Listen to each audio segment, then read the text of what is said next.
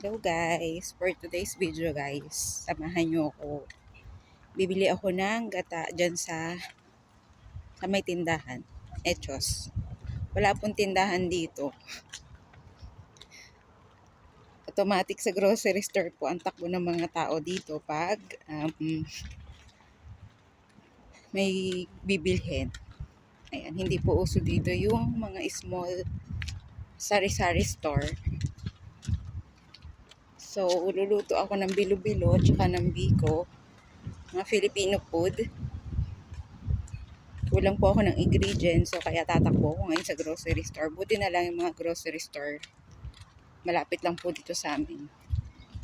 Ayan, may dala ako ng bag, eco bag, lagayan ng paninda. Kasi hindi rin po uso dito yung may plastic sa mga grocery store. So, kailangan pag mamimili ka dito, kailangan may mga dala ka ng mga eco bag or basket. Tapos hindi rin po dito uso yung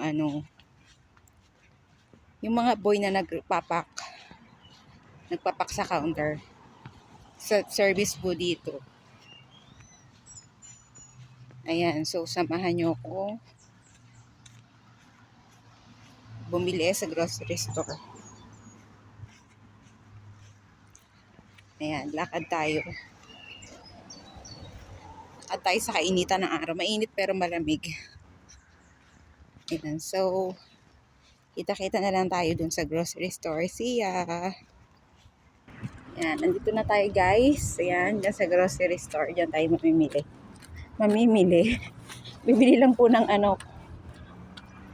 coconut milk. Ayan.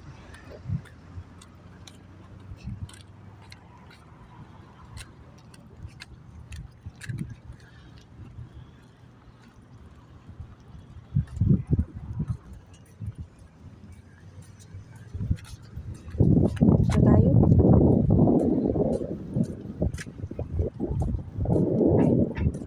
Grabe ang init pero malamig ang simon. Pasok po tayo sa loob.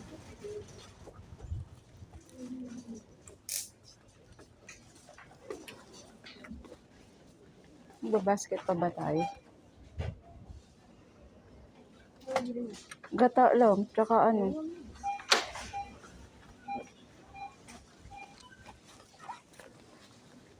China.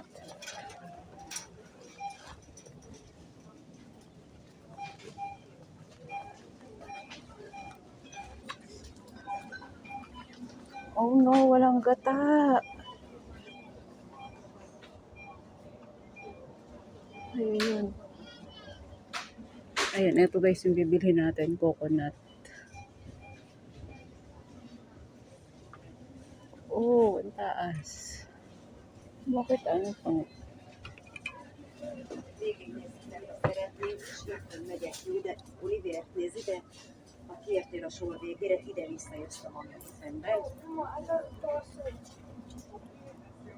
Kukuha tayong dalawang ganitong coconut.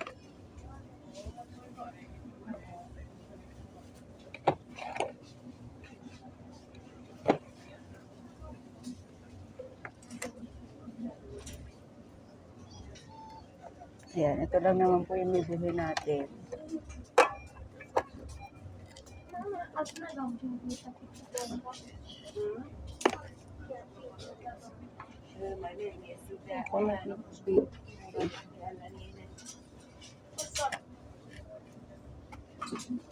Ayan, ito lang guys yung bibilhin natin. Gata lang talaga. Tsaka cabbage.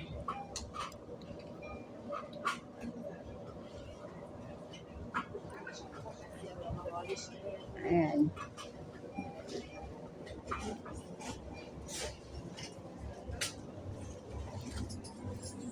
Ayan, ito guys, yung panghalo natin sa bilo-bilo at saka sa biko.